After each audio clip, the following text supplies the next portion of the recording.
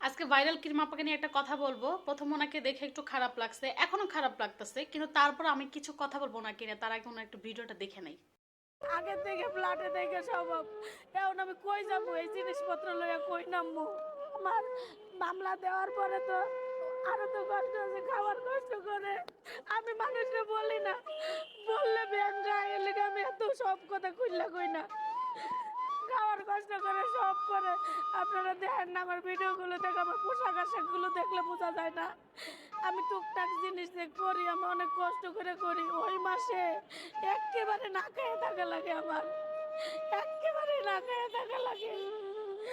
একটা জিনিস যদি করি, আমি যদি ঘরে একটা ফার্নিচার করি, ওই মাসটা আমার এমন যায়। এখন আমি তো আগে থেকে ফ্ল্যাটে থেকে স্বভাব, এখন আমি কই যাবো? এই জিনিসপত্র লইয়া কই নামবো? আচ্ছা, ক্রিম আপার ভিডিওটা দেখে তো আমাদের অনেকেরই খারাপ লাগছে, অনেকে না বেশিরভাগ মানুষেরই খারাপ লাগছে।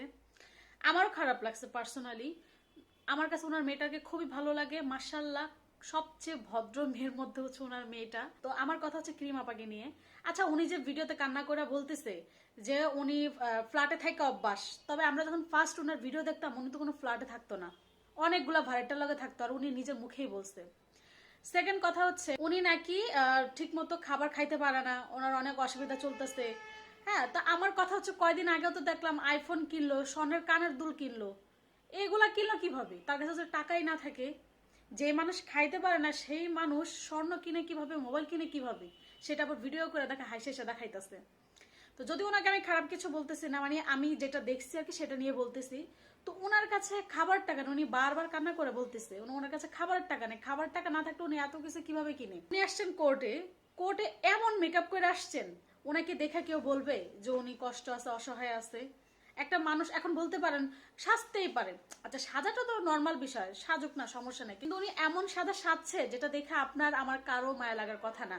আমরা সবাই ভাববো যে উনি তো হায় ভালোই আছেন, টাকা পয়সা ওনার অভাব নাই, ওনার কোনো অসুবিধা নাই, উনি কোনো অসহায় নাই, এটা দেখে তো আমরা সবাই ভাববো, তাই না?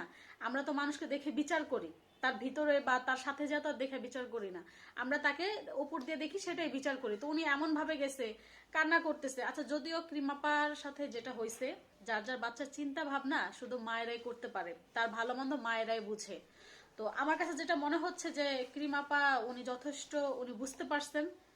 উনি এখন আর ওই আগের মতো কোনো কিছু করে না বা কোনো কথাবার্তা বলে না, বা ওনার বাচ্চাকে নিয়ে যদি উনি ওনার ভাষ্য মতো উনি দুষ্টামি করে ভিডিও বানায়, কিন্তু ওইটা তো অনেক অনেক সময় বাচ্চার উপর এক অত্যাচার হয়ে যেত, না চাইতেও হয়ে যেত। তো প্রথম যখন ওনার বাচ্চার ভিডিওগুলো দেখতাম, উনি এমন ব্যবহার করতো, আমার নিজের কাছেও খারাপ লাগতো। আর যখন শুনছে যে ওনার বাচ্চাকে নিয়ে সংস্থার মানুষ